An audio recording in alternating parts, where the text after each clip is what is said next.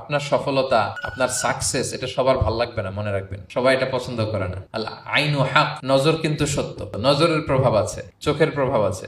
এজন্য কারো ভালো কিছু দেখলে মাশা আল্লাহ বলবেন, আল্লাহর দিকে ফিরিয়ে দিবেন ওটার কল্যাণ। কি বলবেন? একটা সুন্দর ফুটফুটে বাচ্চা দেখলে মাশা আল্লাহ।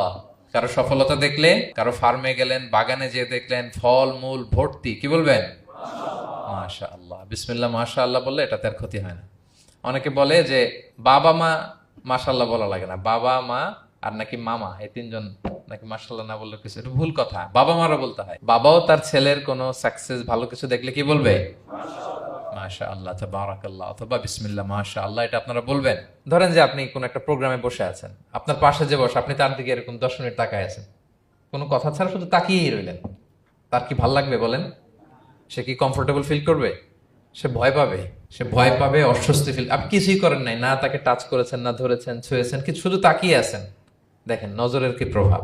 আল্লাহ আইনু হক, নজর সত্যি। এজন্য কারো সাকসেস দেখলে আমরা সবসময় যেন মাশাআল্লাহ বলি। মাশাআল্লাহ ঠোঁটের সাথে মিলিয়ে রাখবেন। ভালো দেখলে কি বলবেন? মাশাআল্লাহ, মাশাআল্লাহ, বিসমিল্লাহ মাশাআল্লাহ, মাশাআল্লাহ, তাবারাকাল্লাহ, এটা বলবেন।